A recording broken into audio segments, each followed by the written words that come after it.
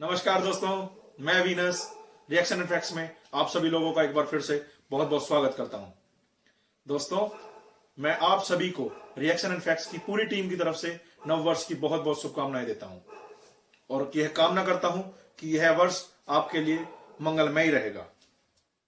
दोस्तों, आज मैं डिस्कस करने वाला हूं हाल ही में हुए कुछ मेजर जियोपॉलिटिकल इवेंट्स पर। लेकिन उस पर चलने से पहले मैं आप सभी को धन्यवाद करता हूं मेरा चैनल सब्सक्राइब करने के लिए। आपका बहुत बहुत तो बढ़ते हैं आज की पहली खबर की तरफ, जो आ रही है सीधा पाकिस्तान से। जी हां, हमारा प्यारा दुलारा पाकिस्तान, जो हमें पूरे इंडिया को कंटेंट देने से कभी पीछे नहीं होता। जी हां, उसी पाकिस्तान से तो खबर यह आ रही है कि जो उनका एक आतंकवादी संगठन है टीटीपी, तहरीक तालिबान पाकिस्तान, उसने एक अपनी अलग से गवर्नमेंट फॉर्म कर ली है पाकिस्तान के वेस्टर्न जो पार्ट्स हैं उसके अंदर। स्पेशली जो केपीके है, खैबर पख्तूनख्वा, उसमें उन्होंने अपनी एक इंडिविजुअल तौर पर एक नई सरकार गठित कर दी है। अभी मजा आएगा ना भिड़ो। अगर मैं खबर को आपको बताऊं तो जो हमारी खबर आ रही है, तो TTP announces it's first it's government with full cabinet. पूरी कैबिनेट के साथ में उन्होंने अपना झंडा गाड़ दिया है वहां पे। ठीक है, अब उन्होंने क्या क्या किया है, उन्होंने अनाउंस कर दिया है नई अपॉइंटमेंट और मिनिस्टरों की अपॉइंटमेंट भी उन्होंने स्टार्ट कर दी है। उन्होंने बता दिया है कि उनकी जो कैबिनेट है उसमें कौन कौन मिनिस्टर होगा। रेलवे मिनिस्टर, इंटरनल मिनिस्टर, आपका आईटी मिनिस्टर, डेवलपमेंट मिनिस्टर, आपका डिफेंस मिनिस्टर, आपका होम सेक्रेटरी, यहां तक कि उन्होंने गवर्नर्स भी अपॉइंट कर दिए हैं। एक मंत्रालय उन्होंने जुडिशियरी के लिए भी अलॉट कर दिया है। एक अमीर को भी अलॉट कर दिया है जो यह देखेगा कि जो उसका हिस्सा है पूरा, जो उन्होंने देश इंक्लूड बताया अपना, उसके अंडर आने वाले सभी लोगों पे शरीयत सही से काम कर रही नहीं कर रही है। और एक शरीयत के लिए एक नया डिपार्टमेंट भी जो है वो लगा दिया गया है, जारी कर दिया गया है, जो शरीयत के अकॉर्डिंग उनके रूल्स और रेगुलेशंस को बनाएगा। तो दोस्तों, इस तरह की जो है खबरें आपको सिर्फ पाकिस्तान से ही मिल सकती हैं, क्योंकि ये सीधी डायरेक्टली चोट है पाकिस्तान के आत्मसम्मान पर, उसकी सॉवरेनिटी पर। दोस्तों, अब आप ये कहेंगे कि ये एक जियोपॉलिटिकल न्यूज है, हमारे पड़ोसी की न्यूज है, तो इसमें हमारा क्या फायदा है या हमारा क्या नुकसान है। देखिए दोस्तों, यह सिर्फ पाकिस्तान की प्रॉब्लम नहीं है, यह हम सबकी प्रॉब्लम है। कहते हैं, हिलेरी क्लिंटन ने एक बार कहा था कि अगर आप अपने बैकयार्ड में सांप पालोगे तो जरूरी नहीं कि वो आपके पड़ोसी को ही काटे, वो एक दिन आपको भी काटेगा। यही सांप पाकिस्तान ने पाले थे जब रूस ने हमला किया था अफगानिस्तान पर। अमेरिका ने शह दी, तालिबान नाम के ये जो लड़ाके थे वो एक लाइट में आए, इन्होंने लड़ना शुरू करा, रशिया वहां से निकल गया। यही लड़ाके फिर जो है जो अमेरिका है उसके खिलाफ लड़े, इन्होंने अमेरिका को भी बाहर भगा दिया। अब आज अफगानिस्तान पर उनका राज है। उन्हीं की एक पार्टी है, यह टीटीपी, जो आज पाकिस्तान में वेस्टर्न फ्रंट्स पर एक अलग से गवर्नमेंट बना के बैठ चुकी है। दोस्तों, अगर यही हालात रहे तो यह पूरे एक दिन पाकिस्तान को शरिया कानून के अकॉर्डिंग अपने अंडर ले लेंगे, और वो दिन दूर नहीं है जब ये टीटीपी वाले ही का ही कोई प्रेसिडेंट पाकिस्तान पर बैठेगा, उनकी प्राइम मिनिस्टर बनेंगे, उन्हीं के इंटरनल मिनिस्टर बनेंगे, और जो उनके एटॉमिक हथियार हैं वो इनके हाथ में चले जाएंगे। क्योंकि जिस दिन वो काम हो गया तो आप समझ सकते हो कि ये ऐसा होगा कि बंदर के हाथ में जैसे माचिस दे देना हो, वो पूरी दुनिया में आग लगा देंगे। दोस्तों, उससे सीधा असर हमारे इंडिया पर भी पड़ेगा, हमारी अपनी सुरक्षा पर भी पड़ेगा। आज हम अपने काम पर जाते हैं अपना भविष्य बनाने के लिए, अपनी इकोनॉमी सेट करने के लिए, लेकिन क्या हो कि अगर पड़ोसी का बच्चा बिगड़ा हुआ वो कल को हथियार लेके आए और हमारे पूरी फैमिली को डिस्ट्रॉय कर दे। तो ये उसी तरह से है दोस्तों। तो ये एक मेजर जो है एक मेजर जियोपॉलिटिकल न्यूज हुई है इसमें, तो मैंने सोचा आपको भी बताना चाहिए। तो बढ़ते हैं दूसरी खबर की तरफ। तो दूसरी जो खबर है सर हमारी आ रही है, नरेंद्र मोदी जी की जो माता जी थी हीराबाम मोदी, उनका देहांत हो गया, और देहांत हुए भी अभी 2 दिन हो चुके हैं। लेकिन मेजर जो जियोपॉलिटिकल एक इवेंट हुआ वो ये है हुआ कि जब भी कोई पॉलिटिक या किस एक मतलब इस तरह के स्टेचर पे होता है, जो एक मतलब प्राइम मिनिस्टर हो या प्रेसिडेंट हो, आज तक कभी भी ऐसा नहीं हुआ कि उनकी जो परिवार में से किसी की डेथ हुई हो जब वो कार्यकाल में थे। यह ऐसा पहली बार हुआ है कि नरेंद्र मोदी जी जब प्रधानमंत्री हैं उसी टाइम पर उनकी माता जी का देहांत हो जाता है। दोस्तों, आपको विश्वास नहीं होगा कि पूरी दुनिया से, स्पेशली जो उनके नेशन हेड्स हैं, उन सभी के प्राइवेट मैसेजेस आए हैं। उन्होंने खुद बताया है ट्विटर पर आकर कि उन्होंने जो उनकी अपनी कंडोलेंसेस दी हैं नरेंद्र मोदी जी के लिए, कुछ मैं आपके लिए डालूंगा भी। उनमें से सबसे ज्यादा जो है, सबसे पहले जो हमारा जो कंडोलेंस आई थी वो अपने किशिदा जी हैं, जापान के प्रधानमंत्री। उसके बाद में नेपाल के प्रचंड जी हैं। उसके बाद में फिर आया बांग्लादेश की जो प्रधानमंत्री हैं शेख हसीना, उन्होंने अपनी कंडोलेंसेस भेजी। फिर श्रीलंका के प्रधानमंत्री, मालदीव्स के प्रधानमंत्री, और इसी तरह से आज जितनी भी हमारे नेबर कंट्रीज हैं वहां से आई। उसके बाद में जो सिलसिला शुरू हुआ वो अपने जो हमारे वेस्टर्न कंट्रीज हैं वहां से स्टार्ट हुआ आना। तो उनमें सबसे पहले जो इजराइल के प्रधानमंत्री जो भी बन चुके हैं, बेंजामिन नेतन्याहू, उन्होंने अपने कंडोलेंसेस जो है भेजी। वो मैं आपको डाल देता हूं, आप देख सकते हैं। और फिर जो बाइडन, मैंने आज तक नहीं देखा कि जो बाइडन ने स्पेशली किसी की को पर्सनली अगर कंडोलेंसेस भेजी हैं और उसका ट्वीट भी उन्होंने तुरंत के तुरंत कर दिया हो। लेकिन ये पहली बार हुआ है इतिहास में, पहली बार कि जो बाइडन ने इस जो है अपनी कंडोलेंसेस को ऑनलाइन भी प्रकट किया है। दोस्तों, यह एक बहुत बड़ी मैजिकल जो है जियोपॉलिटिकल इवेंट हुआ है। इससे हमें पता चलता है कि आज इंडिया का स्टैचर दुनिया की एक जो पोडियम है उस पर कहां पहुंच चुका है। हम दुनिया की 5वीं सबसे बड़ी इकोनॉमी बन चुके हैं दोस्तों। हमने ब्रिटेन को सरपास कर दिया है। वही ब्रिटेन जिसने हम पर लगभग 200 साल राज किया था, आज हमने उसको पीछे कर दिया इकोनॉमी में।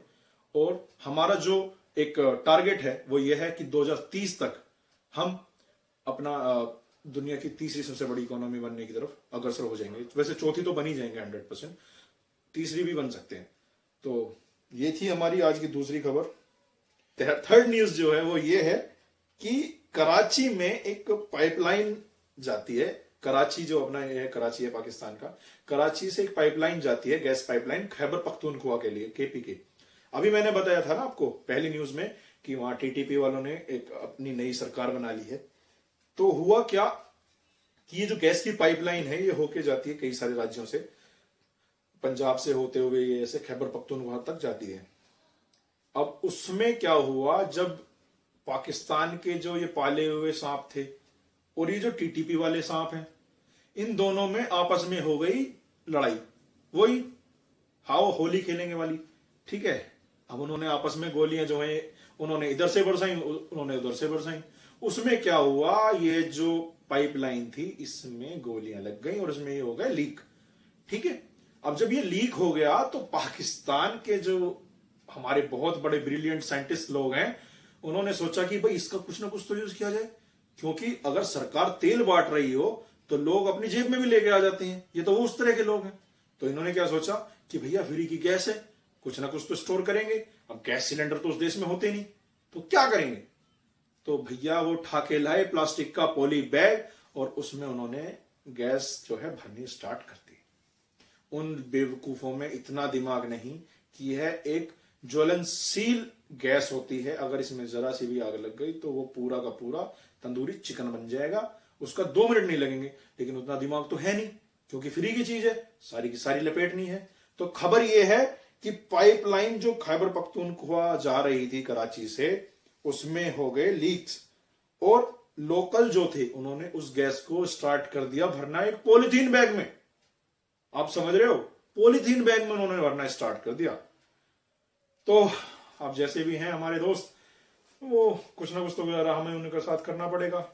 बाकी जितने भी गधे थे 1947 में पहुंच गए थे 90%, 10% अभी भी यहां हैं। देखो कभी ना कभी भगवान ने चाहा तो हो जाएगा।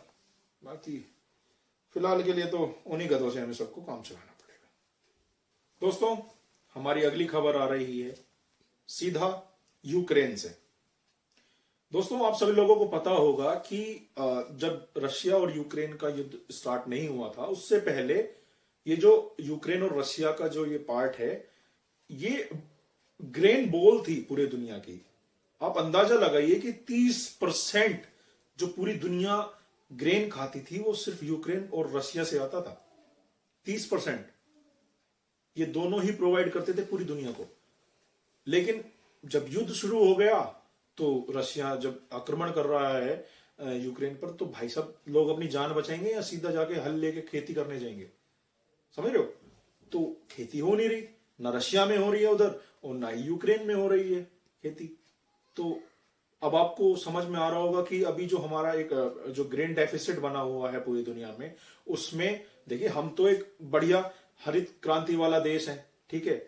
हमारे देश में अनाज हम खुद भी खाते हैं, दूसरों को भी दान में देते हैं। लेकिन दुनिया में ऐसी भी बहुत सारे देश हैं जहां पर बहुत ज्यादा भुखमरी है दोस्तों। क्योंकि आपको पता होगा कि जितना भी पूरा अफ्रीका है, साउथ अफ्रीका को छोड़ के कुछ एक दो जो देश हैं उनको छोड़ के, वहां पर ग्रेन्स की बहुत ज्यादा किल्लत है। आपको बता दूं, लैटिन अमेरिका पूरा पूरा यूरोप और पूरा जो अपना जो अरब है ना, ये अपने मिडिल ईस्ट बोलते हैं, वो पूरा, इनमें कोई गेहूं इतना नहीं होता क्योंकि ठंड पड़ती है, इतनी ज्यादा ठंड पड़ती है, तो वहां पे फसलें कहां से होंगी, गेहूं कहां से होंगे? तो वहां से गेहूं जो इतना भी ये यूरोप, ये अपना यूक्रेन वाला और रशिया वाला पार्ट था, ये सब इनको एक्सपोर्ट करते थे। दोस्तों, अब हुआ क्या है, जब युद्ध हो गया तो वहां पे जो है उपज हो नहीं रही, तो इन सभी देशों में क्या हुआ कि ग्रेन की बहुत ज्यादा किल्लत हो गई दोस्तों। अब G7 जो कंट्रीज हैं, उन्होंने इंडिया पर दबाव बनाना स्टार्ट किया कि आप एक यूक्रेन ग्रेन कॉरिडोर करके एक उन्होंने बनाया है कि जहां पर यूक्रेन के जो है जरिए पूरी दुनिया में जहां पर भी ग्रेन की शॉर्टेज है, वहां पर आप गेहूं प्रोवाइड कराया जाएगा, ग्रेन प्रोवाइड कराया जाएगा। तो उन्होंने इंडिया को इसमें फोर्स किया कि आप भी इसमें इन्वॉल्व हो जाओ और जितना भी आपके पास में जो एक्स्ट्रा गेहूं है आप इसमें डालो, ताकि हम पूरी दुनिया में बांटें। मतलब गेहूं इंडिया का, और वाही जो लेंगे वो G7 कंट्रीज लेंगे, यूक्रेन लेगा। तो हमारे जो जयशंकर साहब हैं, आप उनको पता है वो कितने बड़े सैवेज आदमी हैं। उन्होंने बोल दिया, भैया जो करना है हम करेंगे, आपके बस का कुछ नहीं है, आप सिर्फ बड़बोलापना करना जानते हैं, ठीक है। आपको पता होगा कि जब यूक्रेन में जब युद्ध शुरू हुआ था, तो उसके बाद में पूरा जो वेस्टर्न फ्रंट था, वेस्टर्न कंट्रीज थी इंक्लूडिंग अमेरिका, सबने बोला कि तेल मत लो। जी जयशंकर साहब ने क्या बोला कि ये हमारा देश है, हमें कैसे चलाना है वो हम डिसाइड करेंगे, किससे तेल लेना है, किससे सब्जियां लेनी है, किससे परफ्यूम लेने हैं, वो हम डिसाइड करेंगे, आप रहने दो, ठीक है, आप अपना देखो। उन्होंने क्या कहा था कि जितना एक महीने में इंडिया तेल इंपोर्ट करता है, उतना तो जो यूरोप है वो एक दिन में इंपोर्ट कर लेता है। तो आप हमें क्यों बात बना रहे हो कि हम वो चीज ना खरीदें? उसी तरह से उन्होंने बोल दिया कि अगर आपको बोलना है कि ग्रेन आपके थ्रू जाएंगे, तो देखो हम आपको पहले ही बता दें, लैटिन अमेरिका में जितने भी मेजर जो देश हैं उनको हम वीट एक्सपोर्ट कर रहे हैं। पूरा अरब जो है उसमें हम पूरा वीट एक्सपोर्ट कर रहे हैं। और मैं आपको बताना चाहता हूं कि जो एशिया के भी काफी सारे जो मतलब कंट्रीज हैं, उनमें भी हम पूरा अपना जितना भी हमसे बन सकता है हम दे रहे हैं। अफगानिस्तान को भी हमने 1.5 लाख टन जो है गेहूं भेजे हैं पाकिस्तान के थ्रू, 1.5 लाख टन सर, आप ध्यान लगा सकते हो दोस्तों। तो ये जो ब्लैक सी डील थी, इसको ब्लैक सी डील भी बोला गया था। तो ये हमने बोल दिया कि भैया ये हमसे ना हो पाई, तो हमने बोल दिया टाटा बाय बाय, आप निकलो, जैसे हमने भेजना होगा हम अपने आप भेज देंगे। दोस्तों, अगली जो खबर आ रही है वो बेहद डराने वाली है, बहुत सीरियस नोट पर है। आपको पता होगा चाइना में कोविड जो है सर्ज जो है बहुत बहुत ज्यादा पीक पर है, मतलब लाशों के अंबार लगे हुए हैं। वो बात अलग है, ये वही चाइनीज हैं जब डेल्टा वेरिएंट हमारे देश में फैला था, तो यही चाइनीज अपने सोशल मीडिया पर हम इंडियंस का, जब हम अपने जो है आखिरी जो हमारे राइट्स होते हैं हम वो कर रहे थे, तो ये हमारा मजाक उड़ा रहे थे दोस्तों। जब वाराणसी में गंगा के जितने भी तट हैं उनके किनारे जब हम अपनी बॉडीज जला रहे थे, तो इन्होंने हम सभी हिंदुस्तानियों का मजाक उड़ाया था, ये कहकर कि देखो इंडियंस जो हैं आज भी लगे हुए हैं अपनी जो कोविड है उसकी मौत में गिनती करने पर। हमारे पास देखो, हम तो कहीं, हमारे यहाँ तो कोई कोविड नहीं है, लेकिन वो कहते हैं ना कि भगवान के यहाँ देर है, अंधेर नहीं है। तो वही हुआ, कोविड सर्ज हो गया वहां पे, लाशों के अंबार लग रहे हैं। लेकिन ये लोग अपने तक ही नहीं रुकते। आपने देखा 2020 में भी अपने यहाँ इन्होंने मांस मछली खाना था, जो इन्होंने केकड़े खाने थे, इन्होंने बैट खाना था, वो इन्होंने खा लिया, लेकिन उसका पूरी दुनिया ने अपना भुगतान किया। मतलब खाएं वो, पैसे भरे हम, ठीक है, सेहत बिगड़े हम सब लोगों की। तो हुआ वही, इसका जो वेरिएंट था BF7, उसका जो है कहीं ना कहीं से घूम फिर के एक नया वेरिएंट सामने आ गया है, जिसका नाम है XBB 1.5। दोस्तों, मैं आप सभी लोगों को बताना चाहता हूं कि यह जो नया वेरिएंट है XBB 1.5, यह इतना ज्यादा खतरनाक है कि जो हमारे यहाँ डेल्टा वेरिएंट आया था ना, जिसमें बहुत सारी मौतें हुई थी, यह उससे 6 गुना ज्यादा मतलब संक्रमित करने वाला वेरिएंट है। आप इस बात से अंदाजा लगा सकते हैं दोस्तों कि इसकी जो फैलने की जो रफ्तार है ना, वो डेल्टा वेरिएंट इन सभी से 7 गुना ज्यादा है। हाँ जी दोस्तों, और जो इसका एक रेट होता है ना फैलने का, कि अगर मुझे हो गया तो मैं आगे कितने लोगों को फैला सकता हूं, इसका जो रेट पिछला रिकॉर्ड था वो 16 का था। जो अभी जो BF7 जो वेरिएंट चल रहा है उसका 16 का था। दोस्तों, इसका जो वैज्ञानिकों के द्वारा अंदाजा लगाया जा रहा है वो यह है कि यह आगे 23 लोगों को इन्फेक्ट करेगा। अगर मुझे हो गया तो मैं आगे 23 लोगों को इन्फेक्ट करूंगा। तो यह इतना ज्यादा लीथल है। और मैं बता दूं कि यह बहुत ज्यादा तरीके से इवेजिव वेरिएंट है, और ये मतलब it can transmit very rapidly. वही बात होगी, बहुत तेजी से फैलता है दोस्तों। तो मास्क लगा लीजिए दोस्तों, थोड़े दिन प्रोटोकॉल जो है अपने कोविड प्रोटोकॉल्स, उनको आप मान लीजिए, उनको फॉलो कर लीजिए। देखिए, अगर हम थोड़ा सा अपने आप पर संयम बरतेंगे तो हो सकता है कि यह वेरिएंट, देखिए हमारी हर्ड इम्यूनिटी बहुत अच्छी है इंडियंस की। हम 2 लेयर पहले देख चुके हैं अपनी वेव जो है, उसके बाद में हम सभी ने जो है कोविड की डोजेज भी ले चुके हैं। हमने बहुत सारे लोगों ने जो है 3rd डोज भी ले ली है, जो कि एक तरह से प्रिकॉशन डोज थी, वो भी ले चुके हैं। लेकिन फिर भी देखिए, कहते हैं ना कि आदमी को लापरवाह नहीं हो जाना चाहिए। तो मैं सभी आप लोगों से निवेदन करूंगा कि प्लीज लापरवाह मत बनिए, मास्क लगा कर रखिए, क्योंकि किसी का कुछ नहीं पता कौन सा वेरिएंट कितना खतरनाक निकल आए। हमें लापरवाह नहीं होना है। तो दोस्तों, बढ़ते हैं अगली खबर की तरफ। दोस्तों, अगली खबर थोड़ा सा जो है गर्म माहौल हो गया था, तो उसको थोड़ा सा लाइट करते हैं और बढ़ते हैं अपने फेवरेट पाकिस्तान की तरफ। जी हाँ, अगली खबर फिर से पाकिस्तान से आ रही है। आप लोगों को बताना चाहता हूं कि सुजुकी जो जापानीज मोटर्स हैं, उन्होंने, पहली बात तो पाकिस्तान में कुछ बनता नहीं, पेच पाना बनता नहीं कुछ वहां, ठीक है, ले दे के वहां बंदूकें बनती हैं, गधे बनते हैं वो, या फिर वो होंडा की 70 एक मोटरसाइकिल है, वो भी असेंबल होती है, वो भी बनती नहीं है वहां पर। बेसिकली कहने का मतलब ये है कि वहां पर ना ए बनता है ना ए पे नार बनता है, वहां कुछ नहीं बनता, सिर्फ असेंबल हो सकता है, वो भी उनकी रिक्वायरमेंट्स के अकॉर्डिंग। तो सुजुकी का एक वहां पर असेंबली प्लांट था पाकिस्तान में।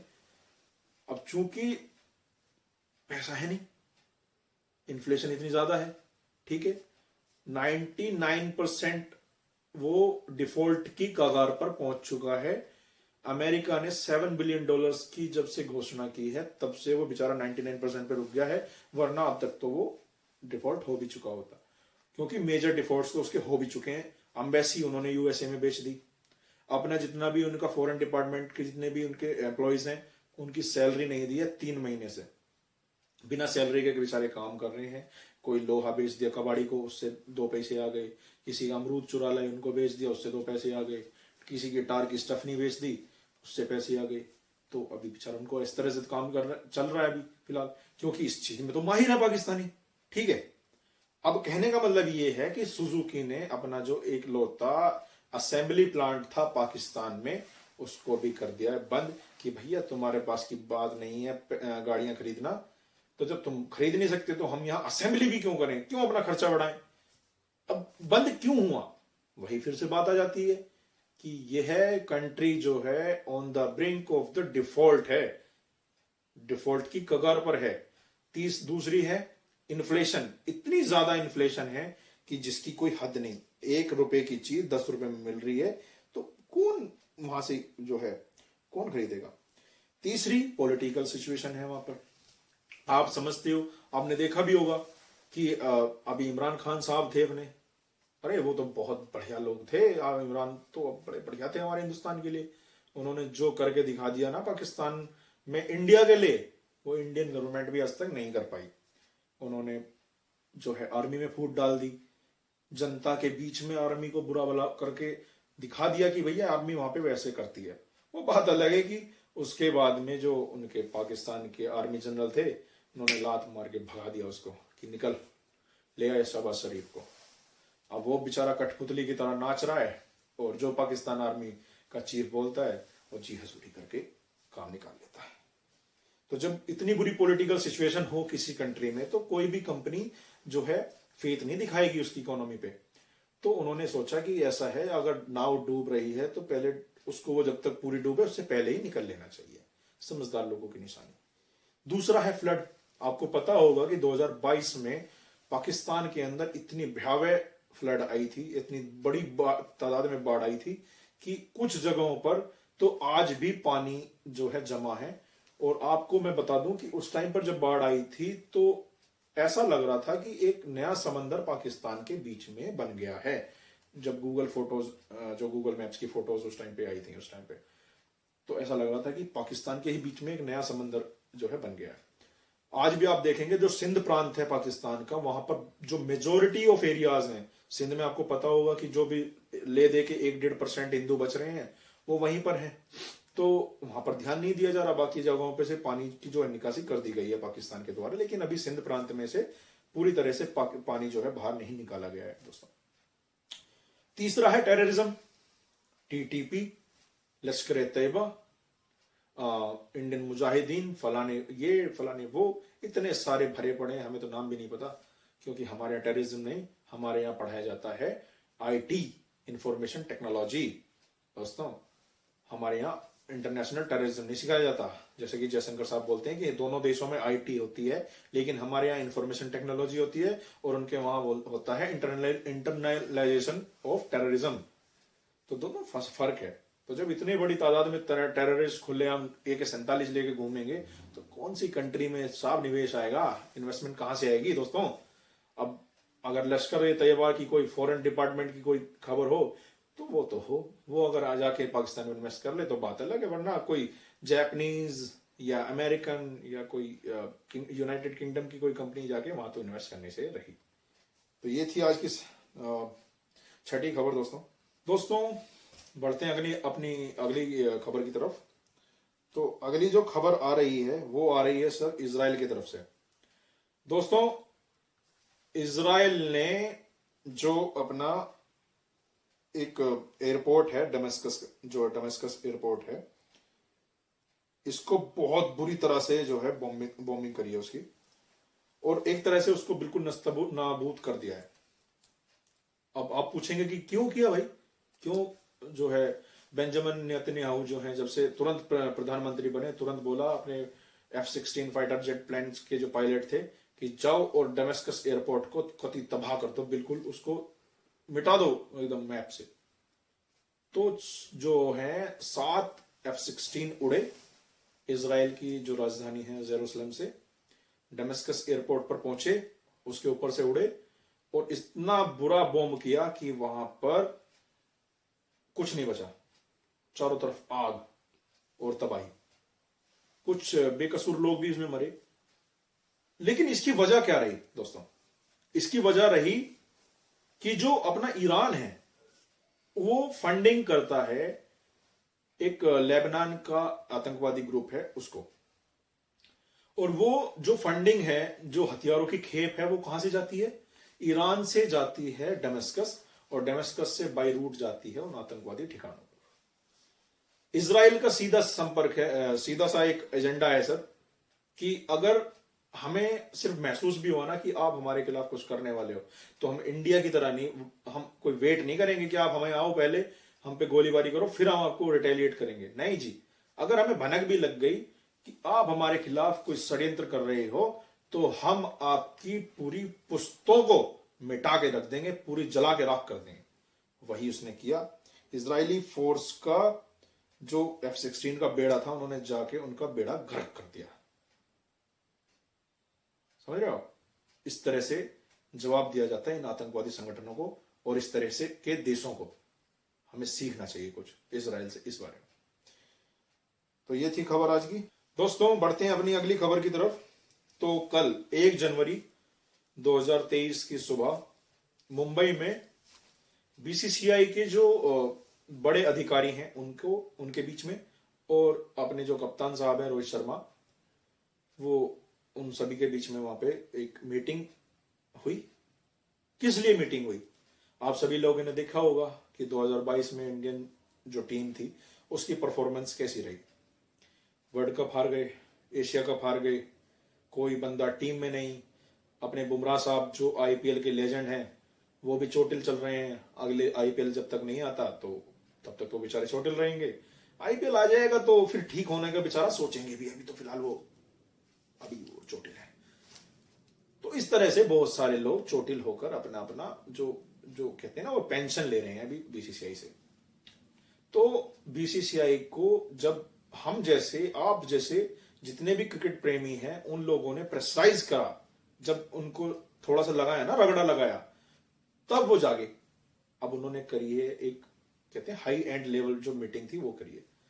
जो अपने एनसीए के अध्यक्ष हैं अपने वीएस लक्ष्मण जी, राहुल द्रविड़ जी सब मौजूद थे और अपने सिलेक्शन कमेटी के जो थे चेयरमैन संदीप शर्मा वो भी मौजूद थे।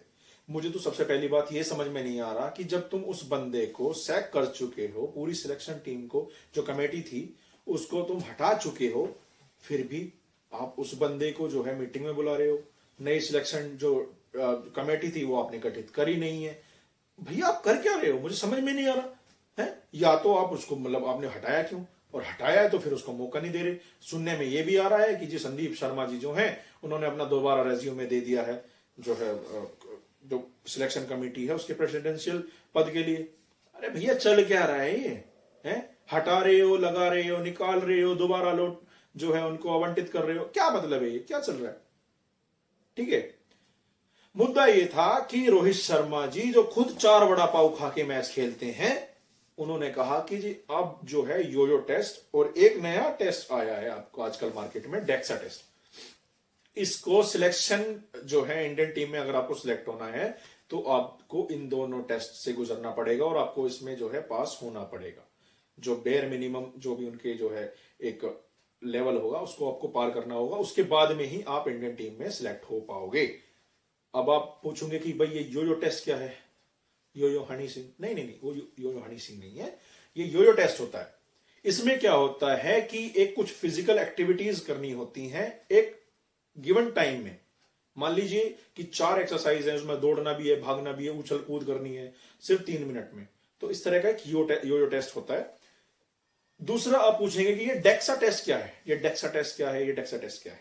देखिए डेक्सा टेस्ट क्या है कि जो कोई भी एक लिविंग बीइंग है ये उसके ऊपर अप्लाई हो सकता है, उसका भी हम डेक्सा टेस्ट कर सकते हैं। इस डेक्सा टेस्ट में क्या होता है कि जो हमारा शरीर है उससे एक सैंपल लिया जाता है, उससे सैंपल से हम ये फिगर आउट करते हैं कि उसका जो बॉडी फैट है वो कितना है। अब उसमें भी बोल दिया गया है कि अगर आपका इतने % बॉडी फैट से ऊपर है तो आप जो है इंडियन टीम में सिलेक्ट नहीं हो पाएंगे। अब मुझे तो बेचारा ये खतरा लग रहा है कि रोहित शर्मा ने जो है एक ये कमिटमेंट तो कर दी है कि भैया आपको डेक्सा टेस्ट करना पड़ेगा, लेकिन सबसे पहले तो भैया तुम ही फाइल हो जाओगे उसमें। टोन देखिए अपनी, मेरी तरह थोड़ी ना है कि भैया सुबह शाम को 9 बजे की जॉब है, 9 से 5 की जॉब है, अपना बैठे सारा दिन सिटिंग जॉब है, पेट तो मेरा बढ़ना ही है, फिर भी हम अपना थोड़ा बहुत कंट्रोल में कर लेते हैं इधर उधर दौड़ भाग के। तुम्हें क्या करना है यार? तुम्हें तो सिर्फ क्रिकेट खेलना है, स्पोर्ट्स में हो यार तुम। अरे वड़ा पाव खाओ, पिज्जा खाओ, बर्गर खाओ, बिरयानी खाओ, हमें कोई मतलब नहीं यार। फिट तो रहो दोस्तों, इनको फिट ही नहीं रहना। फिर कहते हैं कि हम इंजरी हो जाती है हमें, फिर इनको वही वही आईपीएल से आईपीएल खेलना है। तो यो टेस्ट और ये डेक्सा टेस्ट बाद की चीजें हैं, पहले आप अपने देश के लिए खेलने की तो सोचो। देश पहले है या आपकी फिटनेस? आपको एक काम दिया जा रहा है, आप उसमें भी पूरा नहीं उतरते। वर्कलोड मैनेजमेंट के ऊपर बात हुई है कि इनका वर्कलोड मैनेज करे जाएगा, जितने भी खिलाड़ी हैं। अरे यार, वर्कलोड मैनेजमेंट है क्या? सरहद पे जाते हो आप बाकी के दिनों में? है यार, टीम में रहते हो, खेलते हो, कूदते हो, बस यही तो काम है आपका। फैमिली को टाइम देना होता है, तो फैमिली तो तुम्हारे साथ में जाती है होटल्स में। कौन सी आप वर्कलोड मैनेजमेंट करने वाले हो फिर आप? तीसरी कि भाई जो है 20 मेंबर्स की एक टीम जो है वो परमानेंट हम चुनने वाले हैं। जो वर्ल्ड कप में जो प्रोबेबल 20 होंगे ना, उनको हम चुनने वाले हैं। मतलब उन्हीं में से 20 में से ही जो आईपीएल के जो 15 है वो चुने जाएंगे। कर लो भाई आपका जो भी करना है। कोई चोटिल हो गया, किसी की परफॉर्मेंस नहीं आई, वो बात की बात है, देखा जाएगा। वैसे भी आप एक साल में जो कुछ आपने एक्सपेरिमेंट कर चुके हो, उसका खामियाजा तो सब भी भुगत रहे हैं। देखो, सिर्फ आप ही नहीं, हम भी दर्शकों के तौर पर भी हम भी भुगत रहे हैं। दोस्तों, बढ़ते हैं अगली खबर की तरफ। दोस्तों, आज की आखिरी जो है खबर की तरफ रुख करते हैं। तो 2016 में जब नरेंद्र मोदी जी एक दिन शाम को टीवी पर आए थे और कहा था, मित्रों, मैं 500 और 1000 के जो करेंसी नोट्स हैं, आज से उनका प्रचलन बंद करता हूं। रात 12 बजे से प्रचलन बंद, डीमोनेटाइजेशन। तो उसमें क्या हुआ था कि बहुत सारी लोगों ने एक रिट पिटीशन दायर की थी कोर्ट में, सुप्रीम कोर्ट में, और यह कहा था कि ये जो गवर्नमेंट का जो ये एक प्लान था या एक तरह का जो ये गवर्नमेंट ने किया था, वो एक तरह से गलत किया था और गवर्नमेंट को उसका खामियाजा भुगतना चाहिए। पब्लिक को बताना चाहिए कि यह एक ब्लंडर था गवर्नमेंट का। तो उस पर काफी दिन से जो है एक चल रही थी, कार्रवाई चल रही थी। अब आपको पता है इंडियन जुडिशरी का क्या ही कहने, लोगों की पूरी जिंदगियां बीत जाती हैं, केस चलते रहते हैं। लेकिन इस केस में फैसला आ गया। फैसला आया है कि 5 जजों की एक बेंच थी, उसमें जो है मेजोरिटी बेसिस पर डिसाइड होना था कि केस में वर्डिक्ट क्या आएगा। और वर्डिक्ट आया है 4-1 के उसमें कि जो मोदी गवर्नमेंट ने फैसला लिया था वो फैसला बिल्कुल सही था। अब उस टाइम पे जो आरबीआई के गवर्नर थे, कुछ दिन, उस टाइम तो नहीं थे लेकिन उससे कुछ दिन पहले तक थे, जो रघुराम राजन जी थे, उन्होंने इस फैसले को बहुत ही निराशावादी जो है कदम बताया था। इसकी घोर निंदा भी की गई थी। अपोजिशन का तो काम ही है हर जो भी गवर्नमेंट फैसले लेती है उसकी निंदा करना। लेकिन कहीं ना कहीं देखिए, उसका जो मोटो था गवर्नमेंट का कि अगर हम नोटबंदी कर देंगे तो हम जो है जितना भी ब्लैक मनी है मार्केट में नहीं आएगा, उससे ब्लैक मनी जो है वो वॉश आउट हो जाएगा मार्केट से। लेकिन वो नहीं हो पाया। तो जो इंटेंशन थी वो अच्छी थी, लेकिन जो रिजल्ट आया वो फेवर में नहीं आया, ये हम सब जानते हैं। इसी के लिए वर्डिक्ट दिया गया है कि जो इंटेंशन थी वो कम से कम ठीक थी। वर्डिक्ट जो भी आया, मतलब उसका फैसले का, वो अलग बात है। तो गवर्नमेंट जो है वो क्लीन चिट मिल चुकी है गवर्नमेंट को, इंडियन गवर्नमेंट को, बीजेपी गवर्नमेंट को क्लीन चिट मिल चुकी है। तो दोस्तों, यह थी हमारी आज की आखिरी खबर। आप सभी को जाने से पहले मैं बताना चाहता हूं कि आप सभी का जो मेरी पहली वीडियो थी और जो मेरा चैनल था, आप सभी लोगों ने सब्सक्राइब करा, मेरी वीडियो को लाइक किया, और कुछ लोगों ने अपने बहुत ही मेरे लिए एक संदेश भेजे कमेंट बॉक्स में। मैं उन सभी लोगों का तहे दिल से धन्यवाद करता हूं और मैं आशा करता हूं कि आप सभी लोग मेरी आने वाली सभी वीडियोस पर उसी तरह से अपने जो है प्रेम बरसाएंगे, लाइक करेंगे, शेयर करेंगे और मेरे चैनल को दूर दूर तक सब्सक्राइब करवाएंगे। और भी लोगों से सब्सक्राइब करवाइए। दोस्तों, ये सिर्फ मेरा चैनल नहीं, आप सभी लोगों का चैनल है। मैं आप सभी को विश्वास दिलाता हूं कि जितनी भी जियोपॉलिटिकली और इंडिया से संबंधित, इंडिया से के हित में जितनी भी खबरें होंगी, मैं वो आप सभी के सामने रखूंगा। बस इसी चीज के साथ मैं आपसे आज्ञा चाहता हूं। नमस्कार।